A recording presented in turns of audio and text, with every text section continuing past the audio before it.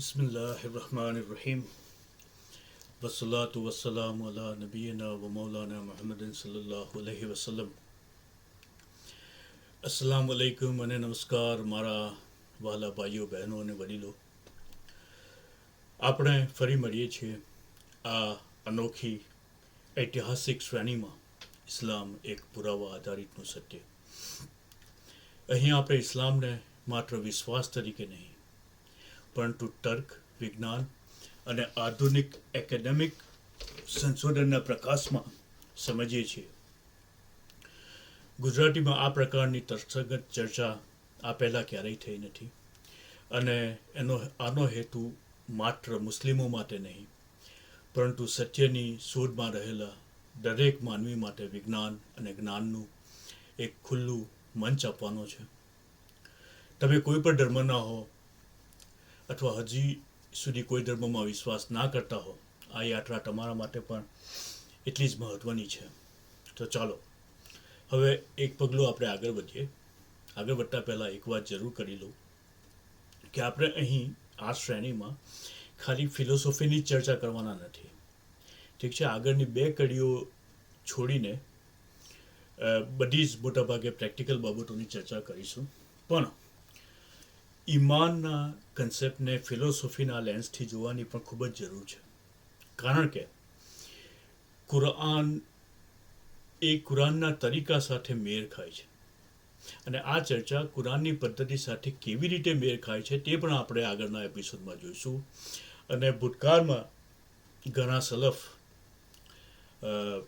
Islamic scholars ઈમાનને આ રીતે સમજાવતા આવ્યા છે અને આપણે આ શ્રેણી ઇસ્લામને તર્ક અને એકેડેમિક સંશોધનના આધારે સમજવા માટેની તો પહેલ છે, બરાબર ને? એટલે જરૂરી ફિલોસોફીની આપણે ચર્ચા જરૂર કરીશું. તો આગળ વધતા પહેલાં આગલા ભાગમાં આપણે શું સમજ્યું હતું તો તેને થોડો રિકેપ કરી લઈએ. આપણે જોયું કે દુનિયાની દરેક વસ્તુ કન્ટેન્જન્ટ છે, સાપેક્ષ છે. અર્થાત વસ્તુ આવી જ હોવી ફરજિયાત નહોતી, એ બીજી કોઈ પણ હોઈ શકતી હતી અને તે પોતાનું અસ્તિત્વ પોતે એક્સપ્લેન કરી શકતી નથી.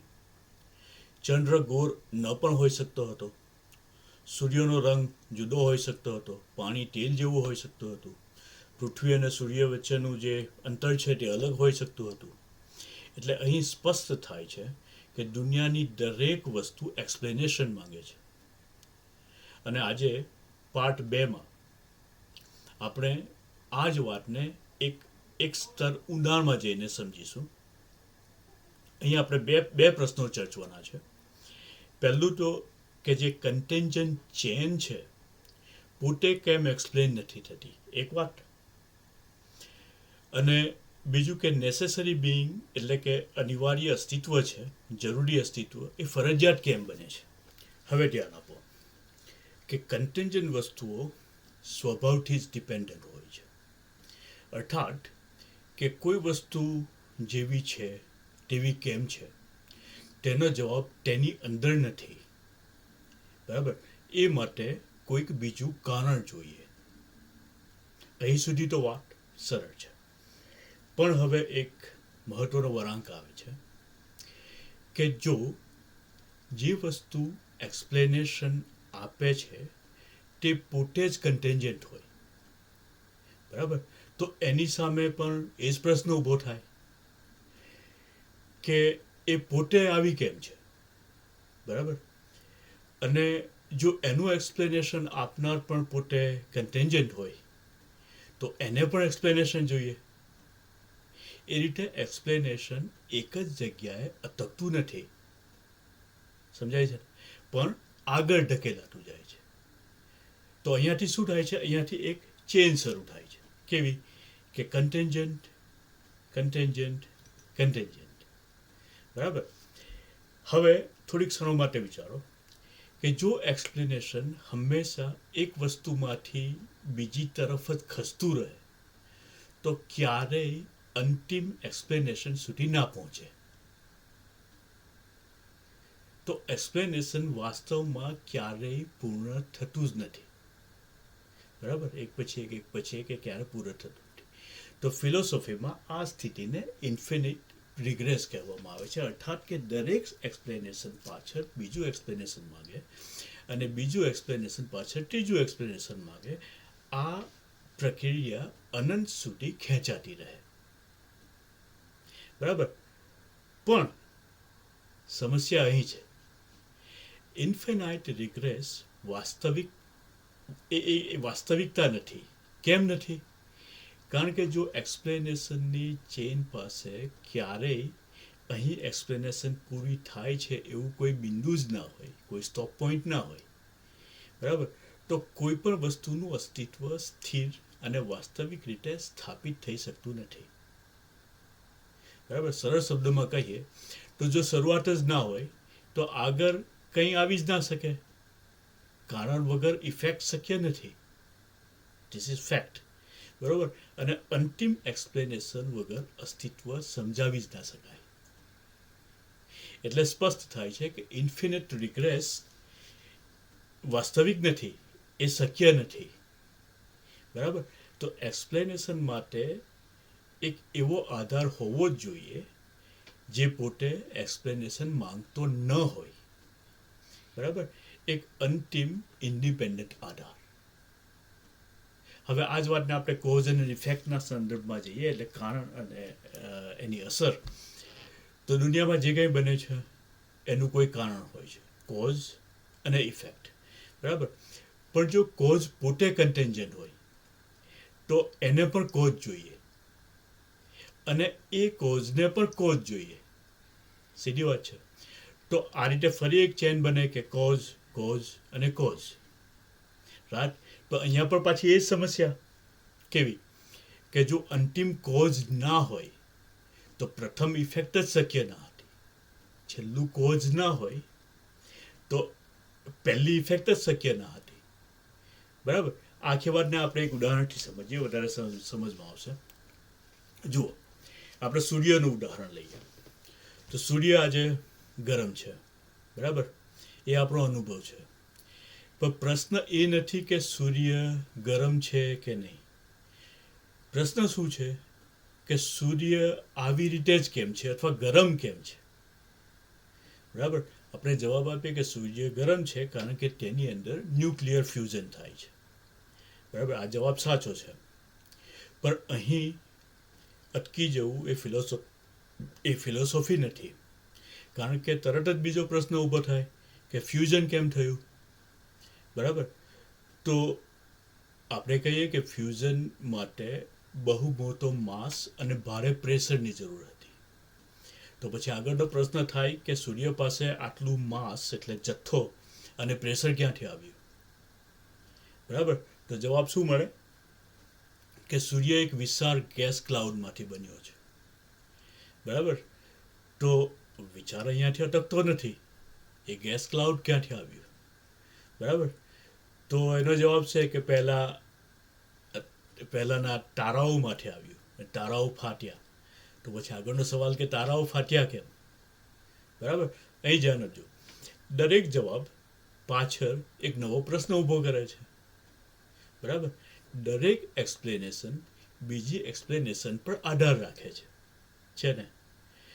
તો અહીં એક ચેઇન સ્પષ્ટ બને છે, એક ચેઇન બને છે કે ફરીથી આજ આપણે આ ઉદાહરણમાંથી જોઈએ કે આ ચેઇન કેવી બને છે કે સૂર્ય ગરમ છે એટલે ફ્યુઝન થાય છે, માસ અને પ્રેશર છે, ગેસ ક્લાઉડ હતો, પહેલાં તારાઓ હતા, તારાઓ ફાટ્યા, અને હવે સૌથી મહત્ત્વની વાત કે આ આખી ચેઇનમાં એક પણ કડી એવી નથી જે કહી શકે કે અહીં એક્સપ્લેનેશન પૂરી થાય છે ને.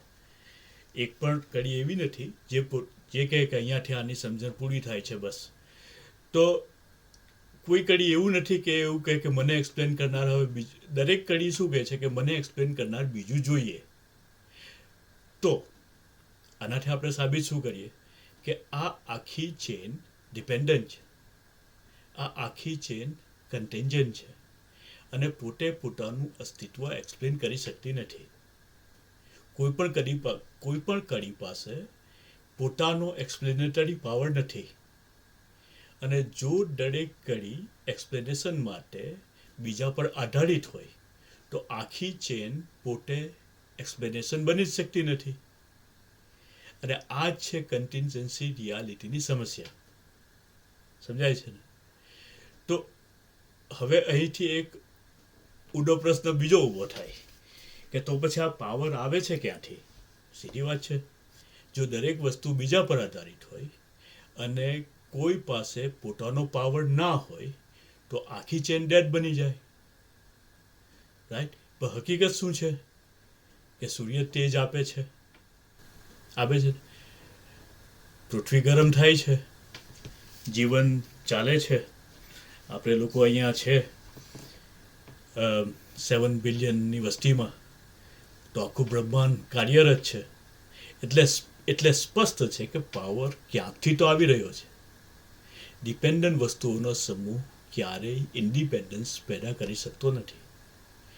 તો અહીંથી આપણે એક આગલા તર્કસંગત પગલા પર પહોંચીએ છીએ, જે ખૂબ જરૂરી છે, કે ચેન કાર્યરત છે, ચેન ચાલે છે, એટલે એની પાછળ એક એવી રિયાલિટી હોવી જ જોઈએ જે કન્ટિન્જન્ટ ના હોય, જે ઇન્ડિપેન્ડન્ટ હોય, જેને એક્સપ્લેનેશનની જરૂર ના પડે, જે બદલાઈ ના શકે, અને જે પ્યોર નેસેસિટી હોય. બરાબર? અને આવી જ રિયાલિટીને ફિલોસોફીમાં નેસેસરી બિંગ, અને અરેબિકમાં આપણે કહીએ છીએ અલવાજિબુલ વજૂદ. તો કન્ટિન્જન્ટ દુનિયા નેસેસરી બિંગ વગર અસ્તિત્વમાં આવી જ ના શકે. બરાબર? ફરીથી એક આપણે એનાલોજી જોઈએ, વાત આપણને સમજાઈ જાય પછી આપણે આગળ વધીશું. કે કલ્પના કરો કે એક લાંબી ટ્રેન છે, એક ડબ્બો બીજાને ખેંચે છે, બીજો ત્રીજાને, ત્રીજો ચોથાને. બરાબર? પણ ડબ્બા પાસે પોતાની શક્તિ નથી. ડબ્બા પાસે પોતાની શક્તિ નથી કે એ બીજાને ખેંચે. શક્તિ ક્યાંથી આવે છે? એન્જિન પાસેથી. જો આગળ એન્જિન ના હોય તો ટ્રેન ક્યારેય ચાલે નહીં. ડિપેન્ડન્ટ વસ્તુઓની ચેન પોતે પાવર પેદા કરી શકતી નથી. એન્જિન જેવું ઇન્ડિપેન્ડન્ટ સોર્સ ફરજિયાત જોઈએ, અને બ્રહ્માંડ માટે પણ એ સોર્સ છે નેસેસરી બિંગ, અથવા તો અનિવાર્ય જરૂરી અસ્તિત્વ. ઘણા લોકો પ્રશ્ન પૂછે, આગળ વધીએ, કે આ કન્ટિન્જન્ટ ચેન અનંત સુધી ચાલી શકે? ચાલો આ શક્યતાને આપણે તપાસી લઈએ. જો આ શૃંખલા ખરેખર અનંત હોય તો પણ તેની દરેક કડી તો પરતંત્ર જ રહેશે. અને પરતંત્ર વસ્તુની એક પાયાની હકીકત છે કે એની પાસે પોતાની કોઈ શક્તિ હોતી નથી. એના જે દરેક સેગમેન્ટ છે એમાંની કોઈ પણ કડી પાસે પોતાની શક્તિ હોતી નથી. તે ક્યારેય સ્વતંત્ર હોતી નથી. નાઉ સી ધ રિયલ પ્રોબ્લેમ. જો શૃંખલામાં દરેક વસ્તુ બીજી વસ્તુ પર નિર્ભર હોય અને આવી નિર્ભર વસ્તુઓ અનંત હોય તો આખા માળખામાં શક્તિ ક્યાંથી આવશે? બરાબર? કારણ કે અનંત પરતંત્ર વસ્તુઓનો સરવાળો, 0 0 0 સરવાળો શું થાય? શૂન્ય થાય ને. તો ક્યારેય એક સ્વતંત્ર શક્તિ બની શકતો નથી. ઠીક છે? તો આનું લોજિકલ રિઝલ્ટ શું મળે આપણને? જો શક્તિનો કોઈ સ્ત્રોત જ ન હોય તો સર્જન કે ગતિ કઈ રીતે શક્ય બને? કોઈ પણ અસર માટે કારણ જરૂરી છે, પણ આપણે જોઈએ છીએ કે દુનિયા ચાલી રહી છે, બ્રહ્માંડ ગતિશીલ છે. એનો અર્થ બહુ સ્પષ્ટ છે કે આ શૃંખલા ક્યારેય અનંત હોઈ શકે જ નહીં. જેના છેડે એક સ્વયંભૂ શક્તિ હોવી જ જોઈએ. ઠીક છે? અને બીજું એક પોઝિશન આપણે વિચારીએ, જે લોકો કહે છે કે ઓકે ચાલો ચેન અનંત નથી તો ચેન સર્ક્યુલર હોઈ શકે. આ બી ઇન્ટરેસ્ટિંગ છે. તો એ માંથી બી, બી માંથી સી, અને સી માંથી એ. બરાબર? તો અહીં પણ સમસ્યા બદલાતી નથી. એ ડિપેન્ડન્ટ છે બી પર, બી ડિપેન્ડન્ટ છે સી પર, અને સી ડિપેન્ડન્ટ છે એ પર. આ ત્રણેય કન્ટિન્જન્ટ જ છે. ડિપેન્ડન્ટ વસ્તુઓનો સર્કલ ઇન્ડિપેન્ડન્સ પેદા કરતો નથી. અને ફરી પ્રશ્ન એ જ ઊભો રહે છે કે જો સર્કલમાં કોઈ પણ ઇન્ડિપેન્ડન્ટ સોર્સ ના હોય તો પાવર ક્યાંથી આવે? ઠીક છે, બધા ડબ્બા જ ખાલી ભેગા થયા હોય એને આપણે સર્કલ બનાવીએ તો પાવર ક્યાંથી આવે? કેવી રીતે ચાલવાના છે? ડબ્બા એકલા રાઉન્ડ સર્કલમાં તો ફરવાના નથી, છે ને? તો અહીં આપણે એક અંતિમ નિષ્કર્ષ પર પહોંચીએ દોસ્તો કે કન્ટિન્જન્ટ ચેન ના તો અનંત હોઈ શકે, ઠીક છે, ના તો સર્ક્યુલર હોઈ શકે, કે ના તો સીધી કે ગોળ હોઈ શકે. ડિપેન્ડન્ટ વસ્તુઓ પોતે પાવરનું સ્ત્રોત બની શકતી નથી. એટલે અનિવાર્ય રીતે કન્ટિન્જન્ટ ચેન પાછળ એક independent non contingent necessary Bing હોવો જ જોઈએ. અને હવે આ નેસેસરી બિંગનો સૌથી શુદ્ધ અને સંક્ષિપ્ત પરિચય આપણને કુરાનમાંથી મળે છે દોસ્તો. સૂરે ઇખલાસમાં આ 4 આયતો એ નેસેસરી બિંગની સંપૂર્ણ વ્યાખ્યા આપે છે. કુલ હુવલ્લાહુ અહદ, નેસેસરી બિંગ એક જ હોય. મલ્ટિપ્લિસિટી એટલે લિમિટેશન્સ. અલ્લાહુ સમદ, અલ્લાહ સંપૂર્ણ ઇન્ડિપેન્ડન્ટ છે, બધું એના પર આધારિત છે. લમ યલિદ વલમ યુલદ, જન્મ એટલે ડિપેન્ડન્સી, બરાબર. Necessary being neither changes nor depends. વલમ યુલદ વલમ યકુલ લહુ કુફુવન અહદ, એટલે નેસેસરી બિંગ જેવું બીજું કંઈ પર હોઈ ના શકે. તો અહીં એક સુંદર સંગમ થાય છે દોસ્તો, તર્ક, ફિલોસોફી અને વહીનો. આ બધું એક બિંદુ પર આવીને મળે છે દોસ્તો. ઇબ્ન સિના અને ઇમામ ગઝાલીથી લઈને Alvin Plantinga, William Lane Craig, Alexander Bruce, Joshua Rasmussen, બધાએ એક જ નિષ્કર્ષ આપ્યો છે દોસ્તો કે કન્ટિન્જન્સી રિયાલિટીના અંતે એક નોન કન્ટિન્જન્ટ નેસેસરી બિંગ તરફ જ નેસેસરી બિંગ હોવું જ જોઈએ.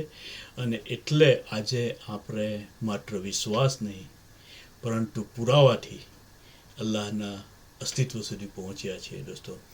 અને આ યાત્રા અહીં પૂરી નથી થતી, આ તો શરૂઆત છે.